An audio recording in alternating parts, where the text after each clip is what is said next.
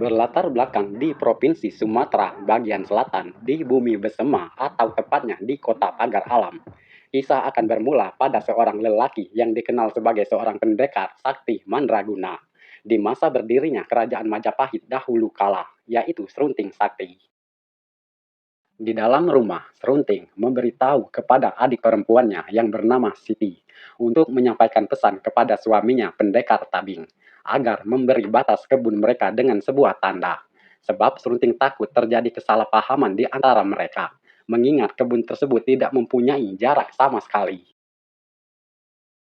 Lalu keesokan harinya, Serunting bersama adik iparnya pendekar Tabing meletakkan sebuah kayu besar di tengah kebun mereka untuk menandainya sebagai jarak batasan di antara kebun mereka yang bersebelahan. Setelah itu, beberapa lantas ia pun segera bergegas menuju ke sana. Sesampainya di kebun miliknya, dirinya tak menemukan apa yang dikatakan oleh pria itu. Dan sebaliknya, pria itu pun juga tidak melihat adanya cendawan emas yang tadi ia temukan. Lalu sesaat dari itu, pandangan Ray Tabing mulai terarahkan ke atas bukit. Ia melihat Serunting yang baru pulang dari kebun. Dirinya meyakini kalau cendawan emas yang ada di kayu tersebut sudah diambil oleh Serunting semua. Malam harinya, Serunting yang telah mendapatkan cendawan emas tampak berbahagia. Ia berbagi kepada orang-orang desanya di dalam rumah. Itu nantinya adalah hasil buah cendawan emas yang tumbuh di bagian kayu miliknya sendiri. Lantas sampai dirinya tak melihat adanya satupun cendawan emas yang tumbuh di kayu tersebut. Tabing semakin emosi saja, semuanya tidak sesuai seperti apa yang diharapkan. Lalu di waktu yang bersamaan pula Serunting muncul dan coba menawari Tabing berbagi separuh cendawan emas yang tumbuh di kayu sebelah bagian miliknya. Namun dengan angkuhnya Tabing menolak dan meninggalkan Serunting. Bahkan dirinya membuang pemberian cendawan emas dari Serunting yang dititipkan pada istrinya. Karena sifat tamak dan serakahnya, Tabing memutuskan membawa kayu itu pulang ke rumah dan menariknya menggunakan tali. Istrinya, si Siti, sempat memperingatkan Tabing supaya tidak melakukan hal semacam itu. Sebab ini hanya akan memicu permasalahan saja. Kakaknya Serunting pasti akan marah setelah tahu apa yang dilakukan oleh Tabing. Namun Tabing tak menghiraukan ucapan istrinya dan tetap bersikeras dengan tindakannya tersebut. Lalu dirinya berkata sudah siap menghadapi apapun kemungkinan terburuk yang akan terjadi. Kemudian di esok paginya, Tabing memeriksa kayu yang ia bawa tempo hari. Dengan harapan kayu itu bisa Tabing menyerang Serunting lebih dulu. Lalu pertarungan dua pendekar pun terjadi. Sementara di satu sisi, adiknya Siti sedang diambang kebimbangan. Ia tak tahu harus membela siapakah antara suami atau Serunting kakak kandungnya sendiri. Pertarungan terus berlanjut berhari-hari, seolah tak kasih mereka berkelahi. Sebab itu nantinya hanya akan membahayakan jiwa mereka saja. Keduanya memang terbilang mahir dalam menguasai ilmu kanuragan. Jadi sangat sulit bagi mereka untuk mengalahkan satu sama lain. Di esok paginya pun, mereka kembali bertarung demi menentukan siapa yang terkuat. Di tengah pertarungan yang semakin sengit, lawan tahu titik kelemahan Serunting. Dengan berdalih dia akan mengakhiri pertarungan ini. Lalu, tanpa curiga sedikit pun, dengan mudahnya Siti menuruti apa yang dikatakan oleh Tabing. Karena sudah termakan pujian dari sang adiknya Siti, Serunting membuka rahasia ilmu kanuragan miliknya. Apabila dirinya menghilang dan suara terdengar di hulu, berarti orangnya ada di hilir, di mana ada selembar daun ilalang bergoyang tidak akan terluka oleh besi. Tapi kelemahannya terletak pada beban pancung atau bambu potong.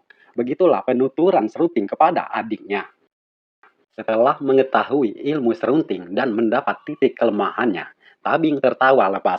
Dia yakin akan dapat mengalahkan Serunting dengan mudah.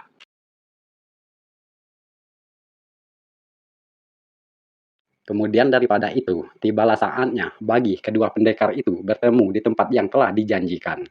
Dengan berbekal senjata sebilah bambu pancung, Tabing siap menghadapi Serunting dalam pertarungan hidup atau mati. Begitu pertarungan berlangsung, setibanya di tanah seberang, Serunting menghadap sang ratu penguasa dari kerajaan Majapahit, yang kesaktiannya sudah sangat tersohor di Pulau Jawa. Tapi sayangnya sang ratu tak memberinya ilmu kesaktian yang ia cari. Dengan putus asanya, Serunting berniat kembali pulang ke kampung halaman, sembari pamit dengan sang ratu.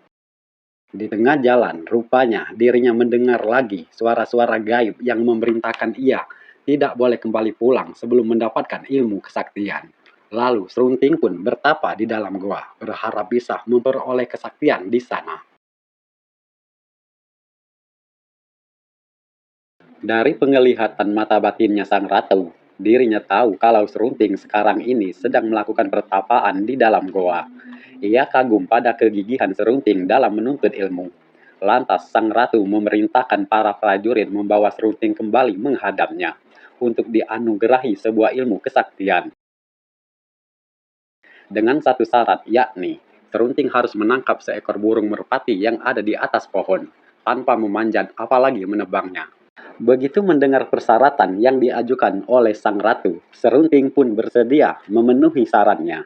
Karena tekadnya sudah bulat, Serunting pergi ke tempat merpati itu berada bersama pengawal kerajaan. Dengan tenaga dalam yang dimiliki, kembali ke kampung halaman, Serunting meminta belas kasihan kepada dua orang wanita yang tengah bersantai di depan rumah untuk memberinya sedikit makanan sebab ia merasa sangat lapar. Tapi dua orang wanita itu hanya diam dan tak menghiraukannya, membuat Serunting menggerutu dengan ocehannya orang diam seperti batu. Sesaat berlalu, ucapannya Serunting menjadi kenyataan. Dua orang wanita itu akhirnya berubah menjadi patung. Di tempat lain, kabar kepulangan Serunting dari tanah seberang diketahui oleh Tabing. Ia takut Serunting akan membalas dendam, maka sekarang ini lebih baik dirinya menghindar. Namun berlainan dengan Siti, Siti tampak bergembira mendengar kakaknya Serunting masih hidup. Apalagi saat Serunting datang ke rumahnya, ia sangat bahagia dan meminta maaf karena telah berbuat salah, yang mengakibatkan Serunting menjadi celaka dengan memberitahu Serunting tidak menaruh dendam. Ia dengan cepat bisa memaafkan Siti. Tidak berapa lama mereka berbincang, Serunting meminta Siti memasak nasi. Lalu Siti pergi ke sungai mencuci beras. Dirasa Serunting, Siti terlalu lama mencuci berasnya, timbul pemikiran aneh di kepalanya. Apakah adiknya Siti menjadi batu? Yang spontan pemikiran tersebut tanpa sengaja terucap oleh lidahnya. Alasan dirinya tidak bisa menari tanpa menggunakan selendang miliknya. Awalnya Serunting sempat ragu memberikan selendangnya, sebab ia takut si bungsu akan meninggalkannya. Namun karena permintaan warga desa yang ingin melihat istrinya menari, akhirnya Serunting memberikan selendangnya. Bang, tanpa harus Serunting menggunakan lidahnya.